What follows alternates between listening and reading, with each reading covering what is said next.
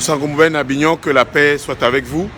Je veux tout d'abord remercier tous les Camerounais et les Ivoiriens, tous ces enfants d'Afrique qui se sont mobilisés contre le patriotisme de l'hystérie, contre le patriotisme de l'influence morbide, contre le patriotisme de la chaux qu'on peint sur les murs de son pays pour faire croire que tout est beau, tout est grand, tout est bien.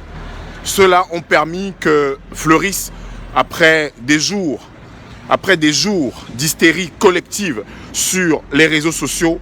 Ceux-là ont permis que les deux pays frères d'Afrique que sont le Cameroun et la Côte d'Ivoire puissent penser qu'au-delà du football sur les terrains, au-delà des joutes sur les terrains, au-delà de la confrontation, de la compétition du football, eh bien, il y a un continent qui s'appelle l'Afrique. Et ce continent mérite que ses enfants se donnent la main et qu'après une Coupe d'Afrique des Nations, que les enfants de Cameroun et de Côte d'Ivoire ne se regardent pas en chien de faïence à cause d'influenceurs qui, au lieu de mobiliser leurs millions, leurs milliers de followers pour des choses grandes, belles concernant le continent africain, incitent les Camerounais à supporter un coup l'Égypte parce que les Égyptiens sont opposés aux Ivoiriens qui auraient supporté les Comoriens contre les Camerounais. Des choses stupides, stériles et puériles de cours de récréation qui ne grandissent pas notre continent. Je veux remercier et saluer cela. J'ai vu qu'un certain nombre de personnalités, un certain nombre de figures politiques, sportives, Didier Drogba, Charles Blé Goudé, de Côte d'Ivoire et du Cameroun, se sont insurgés contre cette infantilisation, ce suivisme moutonnier qu'ont les followers sur les réseaux sociaux, à liker tout et n'importe quoi, alors même qu'il faudrait savoir raison garder pour que les uns et les autres ne tombent pas et ne puissent pas sombrer justement dans cette dérive collective, identitaire, identitariste ou avec une sorte de patriotisme de la folie, patriotisme de l'hystérie. Non, on n'est pas Camerounais parce qu'on supporte n'importe quoi. On n'est pas Ivoirien parce qu'on accepte n'importe quoi. On est Camerounais et on est Ivoirien parce qu'on met l'Afrique au-dessus et au-delà de tout. Et c'est pour cette raison que nous avons, à la Maison des Camerounais de France, invité nos frères ivoiriens à partager un godet, un verre de la fraternité, de l'amitié et de la paix, de la concorde entre Africains. Parce que ce qui compte, au-delà de tout, c'est que notre continent soit fort et puissant. Si le football nous divise, alors le football ne vaudra plus la peine. Si le football incite à la haine, alors le football ne vaudra plus la peine. Si le football est le levain, le terreau de la guéguerre entre des Camerounais et des Ivoiriens, alors je suis désolé de le dire, le football ne servira donc à rien par conséquent. D'un autre côté, il y a une sorte de litanie comme ça qui est répandue dans les médias. Il y a une sorte comme ça de discours qui consiste à dire qu'il y aurait un complot contre mon pays d'Afrique, le Cameroun. Et qui consiste à dire que des médias étrangers, parce qu'on n'aurait pas donné des hôtels à je ne sais pas trop quel pays, ancienne puissance coloniale, parce qu'on n'aurait pas donné je ne sais pas trop quel marché à quelle entreprise, de je ne sais trop quel ancien pays colonial. Où êtes-vous quand on se bat contre justement ce que ces anciennes puissances coloniales, où êtes-vous pour relayer les messages concernant la restitution des biens à l'Afrique, des biens spoliés? Où sont les médias camerounais pour restituer cela? Où sont les médias camerounais pour parler des ouvrages sur l'empire de la France-Afrique qui ne veut pas mourir, sur l'ouvrage volumineux de Jacob Tatita, de Manuel Doumer et de Thomas Deltombe, sur le fait que les Camerounais, si les Camerounais étaient soudés, aussi soudés qu'ils se sont mis ensemble sur les réseaux sociaux de façon hystérique pour insulter des frères ivoiriens et vice-versa, si les Camerounais étaient aussi soudés, on aurait déjà fait le deuil aujourd'hui de nos 400 000 morts tués par l'armée française au Cameroun. Où sont donc ces Camerounais-là? Où sont donc ces Camerounais pour se mobiliser pour ces causes? Où sont donc ces Camerounais pour dire que l'ambassadeur de France au Cameroun, oui, que je peux saluer ici, mais qui, par sa position privilégiée auprès du chef de l'État camerounais, est celui qui vient nous dire si oui ou non le président est en forme ou pas? Où sont ces mêmes Camerounais-là? Pourquoi nous ne nous entendons que dans le pire? Pourquoi nous ne nous entendons que dans des moments d'hystérie collective comme cela? J'ai envie de dire, et solennellement aujourd'hui, que ce ne sont pas les médias étrangers qui nous ont empêchés de finir notre beau stade d'Olembe. Et le stade d'Olembe n'est la propriété d'aucun Camerounais, ni du président de la République, ni du gouvernement, ni de l'État. Le stade d'Olembe est la propriété de l'État, c'est-à-dire de la collectivité. Le 7 mai 2008, le ministre des Sports, qui n'était pas un Bambais, ce n'était pas un Camerounais, comme on dit lambda, le ministre des Sports, M. Augustin Edouard, a dit en Mondovision que notre pays, le pays de Mbappé Lépé, le pays des Lions indomptables, le pays d'Emmanuel Koum, le premier buteur en 1970, lors de la première participation du Cameroun à la Coupe d'Afrique des Nations, a dit devant l'ensemble des Camerounais que notre pays allait avoir enfin, à travers le programme national de développement des infrastructures sportives, des structures, des infrastructures, des stades, des pistes d'athlétisme à la hauteur des performances de nos athlètes. Depuis la première victoire d'un Camerounais aux Jeux Olympiques, c'est-à-dire la première médaille de Joseph Bessala en 1970 aux Jeux Olympiques de Mexico. Le ministre Augustin Edouard l'a dit. Le ministre Edouard nous a dit à nous Camerounais, et le ministre Edouard a dit à l'Afrique que le Cameroun allait, entre 2008 et 2014, allait avoir un stade, un complexe de rang international dans la banlieue de Yaoundé à Olembe et un stade à Japoma dans les encablures de Douala, c'est-à-dire dans le littoral du Cameroun, et également sur un certain nombre de sites à travers la République, allait avoir des infrastructures de qualité. Le ministre Edouard nous avait dit, en présence du Premier ministre Inoni Ephraim d'alors, que le Cameroun allait construire entre 2008 et 2011 un stade à Olembe. C'est le gouvernement camerounais qui nous l'a dit. C'est le gouvernement camerounais qui nous l'a promis. C'est le gouvernement camerounais qui s'est engagé avec la partie chinoise. Et ce jour-là, le ministre Augustin Edouard signait avec la partie chinoise le contrat de financement du stade d'Olembe aux encablures de Yaoundé. Alors, entre 2008 et aujourd'hui, est-ce que vous pouvez imputer cela à un média étranger? Est-ce que vous pouvez imputer ça à des frères africains? Est-ce que vous pouvez imputer ça à des étrangers au Cameroun? Non.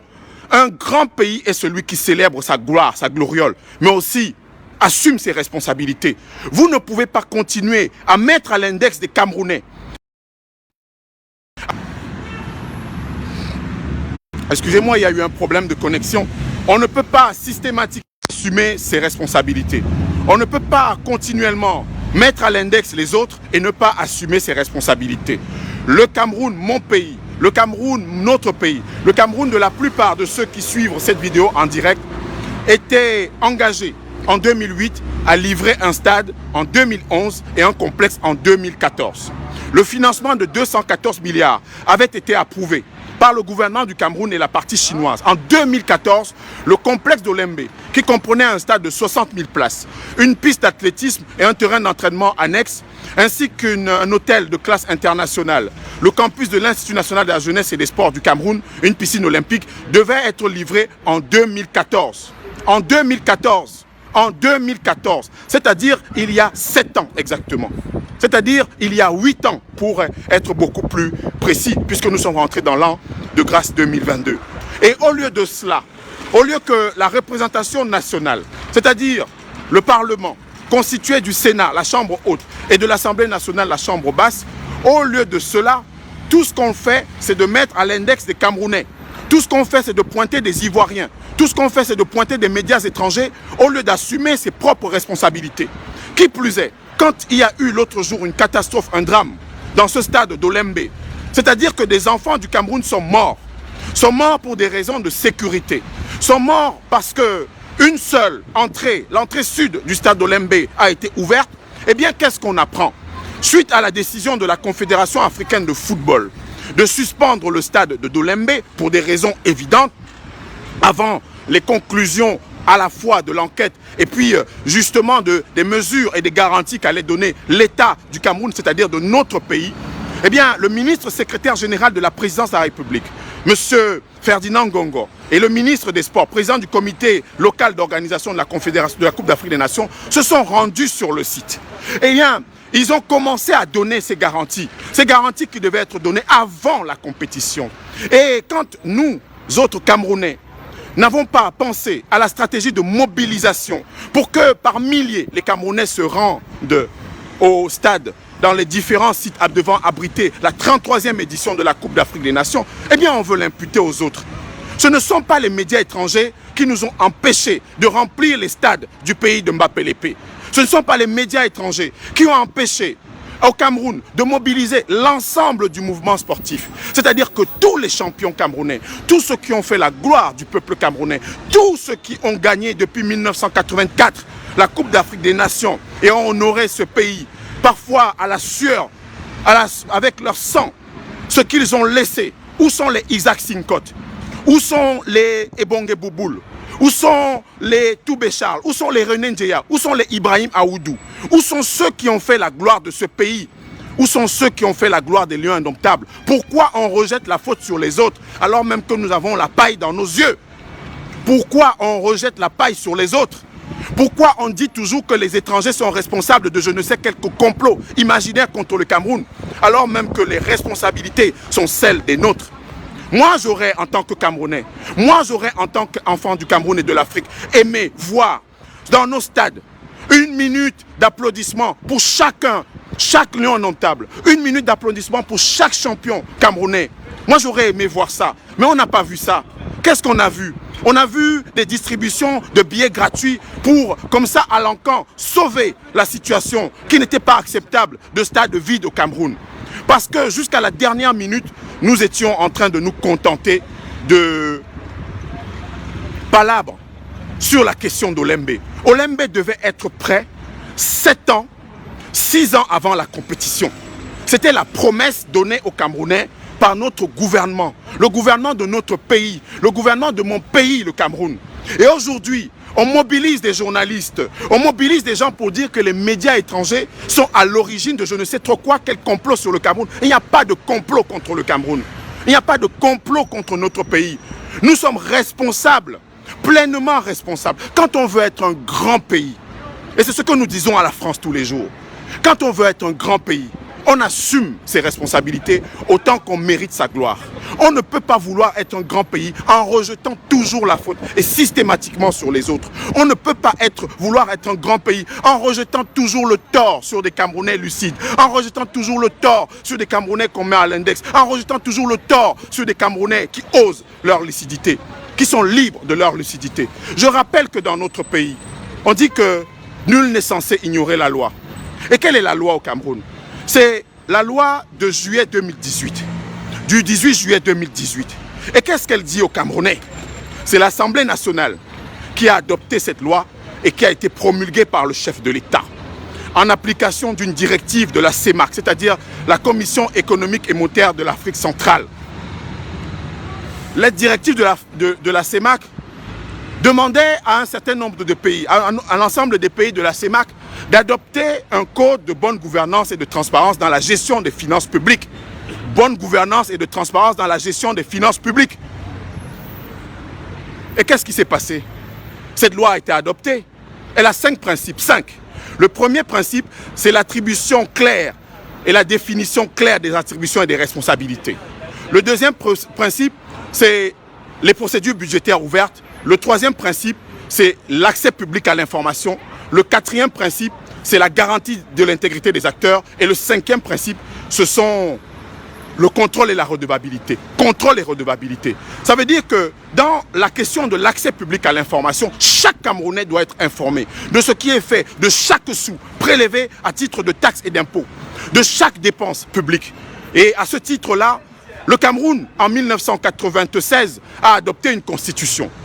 Et dans cette constitution figure un article 66 qui enjoint chaque responsable public, du premier d'entre eux, le président de la République, jusqu'à tous les responsables qui gèrent des budgets, de déclarer leurs biens.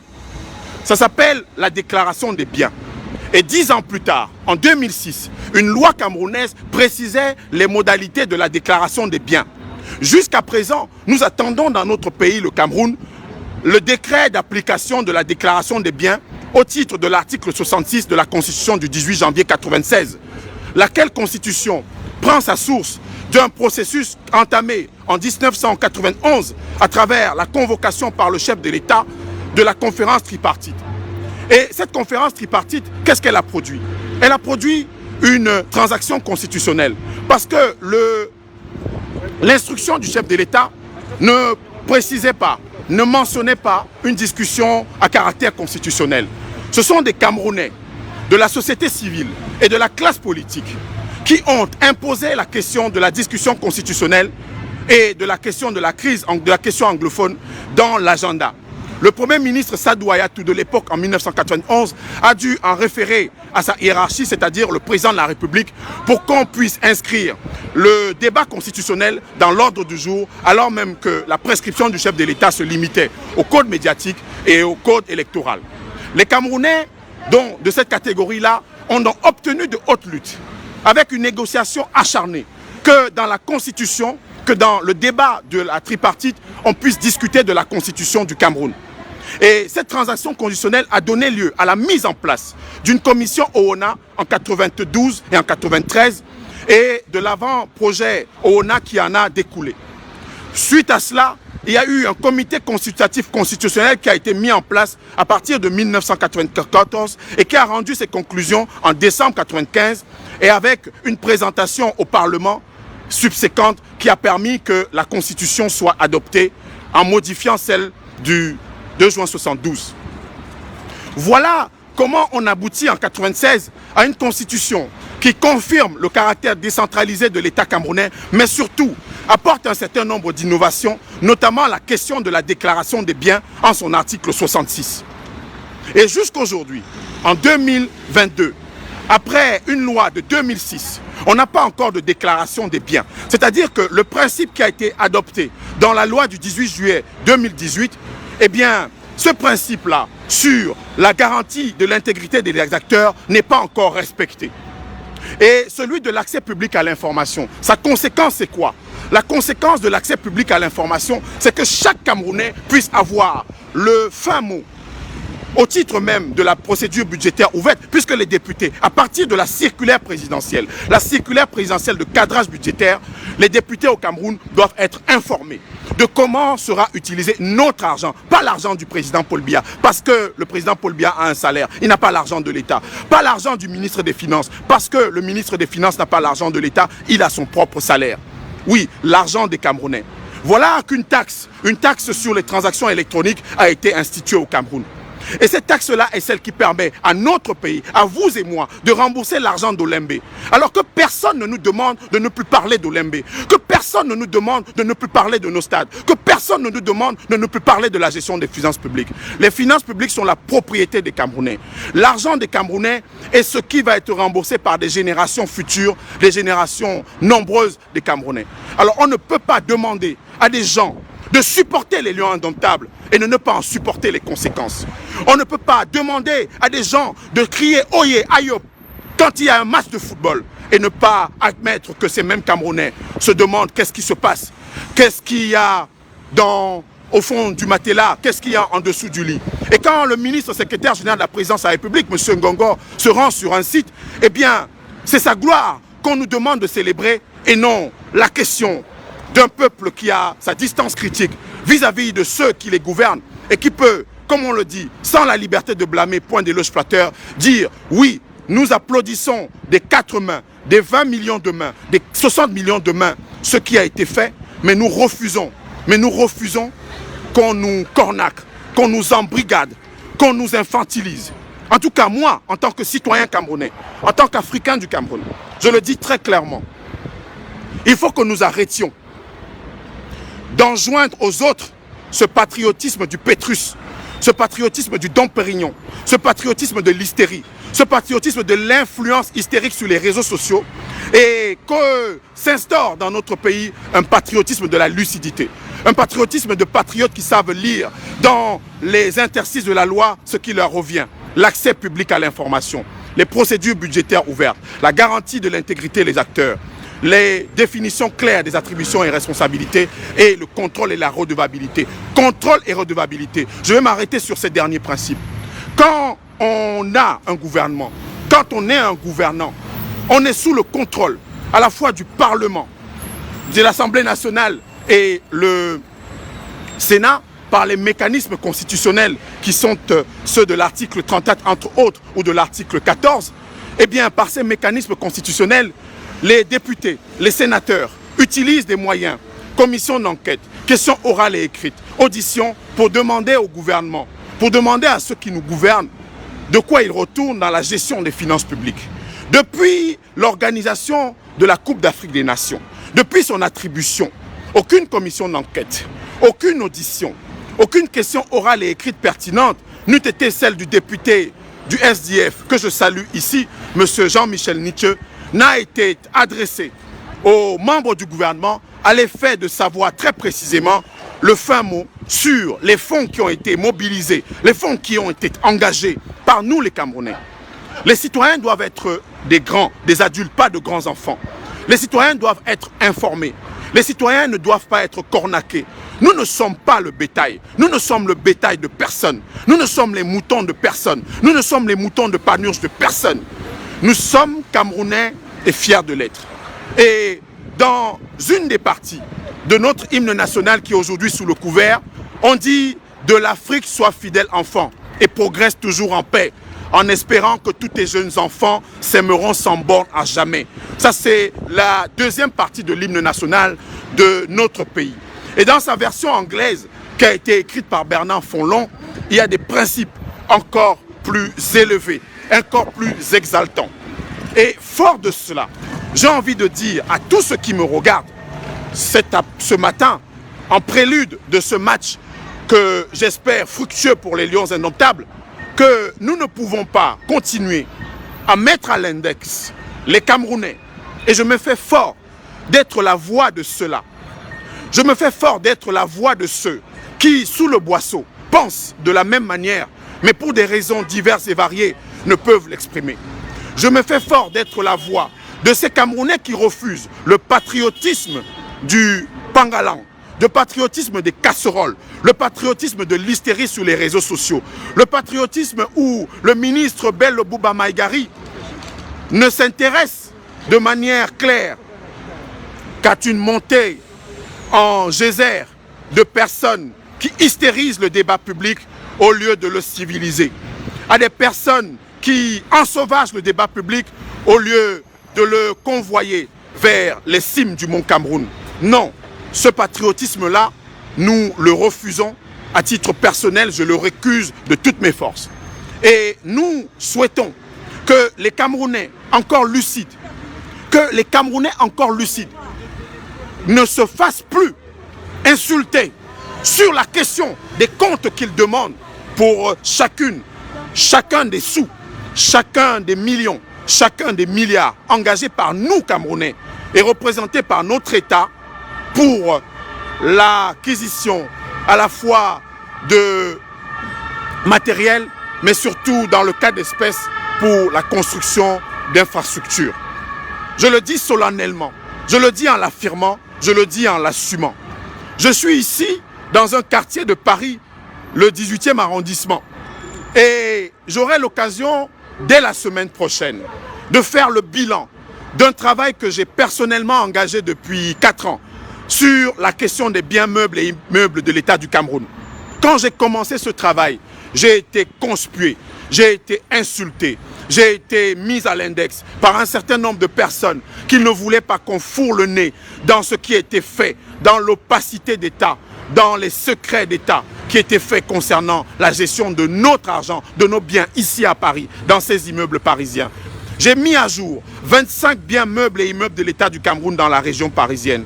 J'ai pu permettre que l'État du Cameroun économise de l'argent concernant les résidences de Saint-Maur, concernant celles provisoires qui avaient été louées sur le titre de la ligne 94. Et quand j'ai parlé de la ligne 94, il y a 4 ans, j'ai été insulté. Aujourd'hui, tout le monde parle de la ligne 94. Tout le monde met à l'index le ministre des Finances. Alors même qu'il y a 3-4 ans, je parlais de cette ligne 94 et j'étais le Mundé pestiféré. Mais vous savez, quand on a sa crinière haute, quand on a des convictions qui sont fortes, chevillées au corps, on ne tremble pas. On n'a pas la main qui tremble, on n'a pas la voix qui tremble. Parce que les citoyens dont la voix tremble sont les citoyens qui ont peur. Il y a des chrétiens d'obédience catholique parmi vous. Certains savent que le pape Jean-Paul II avait dit « n'ayons pas peur ». Eh bien, comme Mandela, comme Sankara, comme Lumumba, je le dis encore plus. En Bamoun, dans la langue de certains de nos ancêtres, on dit « Munambwa Sheyum », je n'ai peur de rien. Je n'ai peur que du Très-Haut. Et ce n'est que le Très-Haut, effectivement, qui peut me susciter de la crainte. Et en tant que citoyen africain du Cameroun très fier, je l'ai dit encore, oui, la ligne 94, j'en avais parlé et nous avons un certain nombre d'indications à la fois sur cette ligne 94 et ce qui a été fait. Quand je me rendais à Saint-Maur-des-Fossés, quand je me rendais dans ce lieu où l'État du Cameroun avait dépensé 3,4 millions d'euros, c'est-à-dire près de 3 milliards de francs CFA pour accueillir une résidence, eh bien, il m'avait été dit, il m'avait été enjoint de me taire, il m'avait été enjoint de la boucler. Et certains qui, au nom du village, certains au nom du socle granitique, qui venaient soutenir des frères du village en responsabilité, voulaient me faire passer pour un demeuré, voulaient me faire passer pour quelqu'un qui était cornaqué, voulaient me faire passer pour quelqu'un qui était instrumentalisé. Ils avaient oublié que ce qui m'incite, ce qui m'amène à faire ce travail vient de très loin, de valeurs puisées très loin. Et c'est pour cette raison que j'ai continué. C'est pour cette raison que je ne me suis pas découragé. Et ce matin, j'ai tenu avant cette grande soirée sportive que les Camerounais vont vivre, que les Africains vont vivre, à dire un certain nombre de choses claires, fortes et simples. Oui, sur la légitimité de chacune et chacun des Camerounais, sur la légitimité de chacune et chacun d'entre vous de parler de notre argent public, sur la légitimité de chacune et chacun d'entre vous de demander pourquoi on dépense 1 milliard de francs pour acheter des liqueurs type Pétrus, Dom Pérignon à l'étranger, pour demander qu'est-ce qui se passe, quel est le fin mot dans la question de la gestion de l'argent qui a été destiné à cette belle compétition qu'est la Coupe d'Afrique des Nations. Je veux terminer ici en rendant encore un hommage plus vibrant à tous les lions indomptables depuis 1970 qui ont participé à toutes les compétitions africaines. Je veux rendre un hommage ici à tous ces Camerounais, tous ces joueurs, tous ces footballeurs, pauvres, indigents, qui sont morts dans l'indifférence publique. Je veux rendre un hommage ici à Aoudou Ibrahim, qui est parfois sorti des radars, mais qui a été l'un des plus grands défenseurs de l'histoire de l'Afrique. Je veux rendre un hommage ici à Isaac Sinkot. Je veux rendre un hommage ici à Ndoumbeleya. Je veux rendre un hommage ici à Mamilo. Je veux rendre un hommage ici à Mbumbu Emile. Je veux rendre un hommage ici à Charline Tamak. Je veux rendre un hommage, bref, à tous les lions indomptables qui depuis 1970, dont ceux depuis 1984, qui ont remporté 5 Coupes d'Afrique des Nations avec la crinière haute, avec le talent qui a complètement ébloui, complètement bouleversé à la fois le monde et l'Afrique. Je veux saluer les lions de 82 et je veux dire à ces lions que nous ne vous oublions pas.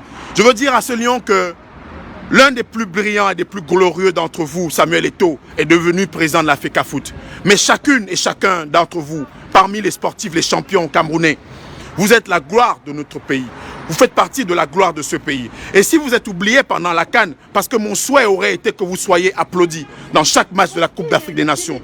Mon souhait aurait été que, à la cérémonie d'ouverture de la CAN, que les noms de tous ces champions camerounais défilèrent sur les écrans du stade Olembe. Et mon souhait demeure qu'à la fin de la compétition, que vos photos, que vos images, que les textes vous célébrant soient lus, salués par l'ensemble de ces enfants du Cameroun à qui on a déversé massivement des billets au moment où il fallait remplir des stades, mais à qui on n'a pas pensé au moment effectivement où il fallait mobiliser de façon conséquente et intelligente pour notre pays. Moussa Ngomben Abignon, que la paix soit avec vous. Merci de suivre, merci d'écouter, merci de... Oui, souvent entre vous, partagez des réflexions sur notre pays. Ne lâchons pas. Nous ne sommes pas des quêteurs de followers. Nous ne sommes pas des quêteurs de vues sur Facebook. Nous ne sommes pas des quêteurs de vues sur TikTok ou Instagram. Nous sommes des quêteurs de sens, des quêteurs de conscience. Nous sommes des quêteurs de bon sens. Nous ne voulons pas que notre pays sombre dans l'assauvagement. Nous ne voulons pas que notre pays sombre dans l'embrigadement. Nous ne voulons pas que notre pays sombre dans l'hystérie. C'est pour ça que chaque fois qu'il m'est possible de le faire, chaque fois qu'il m'est possible de le faire, je prends 10 minutes, je prends 30 minutes, je prends 1 heure pour partager avec vous, jeter ma bouteille à la mer, donner ma contribution à l'édification de ce continent, donner ma contribution à l'édification de ce pays. Parce que je ne veux pas être responsable demain d'avoir vu sans parler, d'avoir humé sans dire, d'avoir goûté sans dire quel était le goût amer, âcre, astringent ou sucré de ce que j'ai goûté. Je ne veux pas être complice de ceux qui vont me dire demain, de mon fils, de mes filles qui vont me demander demain, papa, pourquoi tu as su qu'on a emprunté de l'argent pour construire des stades et que des gens se sont enrichis sans que tu ne dises rien? Papa, pourquoi tu as su tout cela et que tu n'as rien dit? Papa, pourquoi dans une période de l'histoire de notre pays, le Cameroun, sur notre continent, on a laissé croire que ceux qui peignent le Cameroun avec la chaux, ceux qui font le ravalement des façades, sont les vrais patriotes. On a laissé croire que nous, et je veux rappeler ici à un certain nombre de mes compatriotes, que quand on me dit à moi, Moundé, que les gens qui sont effectivement ces influenceurs de l'hystérie sont dans le showbiz, je vais leur demander de se renseigner sur le nombre de concerts, de spectacles et d'événements de valorisation du patrimoine camerounais et d'artistes camerounais auxquels j'ai participé, que j'ai engagé ou que j'ai suscité à travers la France et l'Europe pour célébrer le Cameroun. Chaque Camerounais a le droit, chaque Camerounais a le devoir de savoir ce qui est fait en son nom pour le pays. Chaque Camerounais a le droit et le devoir de savoir ce qui est fait en son nom pour chaque milliard emprunté à la Chine, emprunté à la France, emprunté aux États-Unis, emprunté bref aux bailleurs de fonds internationaux bilatéraux. Chaque Camerounais a le droit de savoir. Et personne n'a le droit de vous mettre à l'index, de vous stigmatiser. Et personne n'a le droit de vous dire qu'il y a un complot contre le Cameroun à cause de nos turpitudes, qu'il y a un complot contre le Cameroun à cause de nos inepties, qu'il y a un complot contre le Cameroun à cause de nos retards. Le 7 mai 2008, le ministre Augustin Edjoua avait dit à l'ensemble des Camerounais que le stade d'Olembe allait être prêt entre 2008 et 2011 et que le complexe d'Olembe allait être prêt entre 2011 et 2014. C'est le gouvernement camerounais qui nous l'a dit, ce n'est ni Moundé, ce n'est ni ces Camerounais que vous avez l'habitude de stigmatiser, c'est le gouvernement qui nous l'a dit. Et à ce titre, au titre de la loi du 18 juillet 2018, vous devez connaître votre loi autant que votre histoire. Vous devez vous connaître autant que votre histoire. Vous devez connaître chacune et chacun d'entre vous ce qui est dit en votre nom, ce qui est voté en votre nom. Et à ce titre-là, puisque quand il s'agit de réprimer, de donner 7 ans à Mispa, de donner 7 ans à Fogué, de donner 7 ans à Bibounissa quand on nous parle de loi, pourquoi vous ne parlez pas de l'article 66 de la Constitution de 1896? Pourquoi vous ne parlez pas de la loi de 2006 qui est tombée littéralement caduque parce que n'étant pas appliquée? Pourquoi vous ne parlez pas de cette loi de 18 janvier 96, la loi constitutionnelle, la constitution de 96, justement, qui aurait permis que chaque Camerounais puisse savoir ce qui est fait à son nom, c'est savoir ce que les gestionnaires font de la fortune publique avec cet enrichissement illicite où des gens boivent du Pétrus, du Dom Pérignon dans notre pays et on ne peut pas se lever contre ça. On s'élève contre des Camerounais pour des supposés complots contre le Cameroun. Il n'y a pas de complot contre le Cameroun. Il y a une irresponsabilité que les Camerounais admettent. Il n'y a pas de complot contre le Cameroun. Il y a une irresponsabilité que les Camerounais cornaquent. Il n'y a pas de complot contre le Cameroun. Il y a une irresponsabilité que les Camerounais, dont les Camerounais se sont accoutumés. Je le dis en l'assumant. Et ce soir, à Vincent Aboubakar, Choupo-Moting, Onana, vous avez le devoir de maintenir cette tradition camerounaise à la fois du Hemlé, de l'engagement et de la victoire. Pas la victoire à tout prix.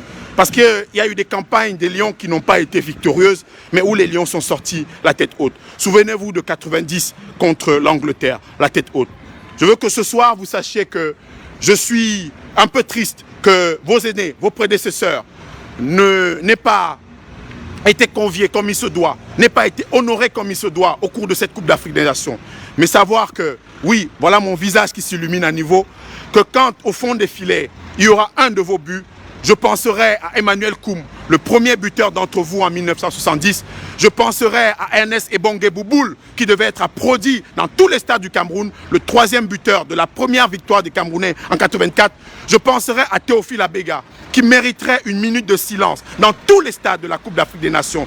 Théophile Abega, ballon d'or africain en 1984, ballon d'or camerounais en 1982. Théophile Abega, l'un des meilleurs joueurs de notre histoire, complètement oublié aujourd'hui, alors même qu'il devait être l'une des vedettes à titre posthume de cette Coupe d'Afrique des Nations. Moussango Ben Abignon, que la paix soit avec vous.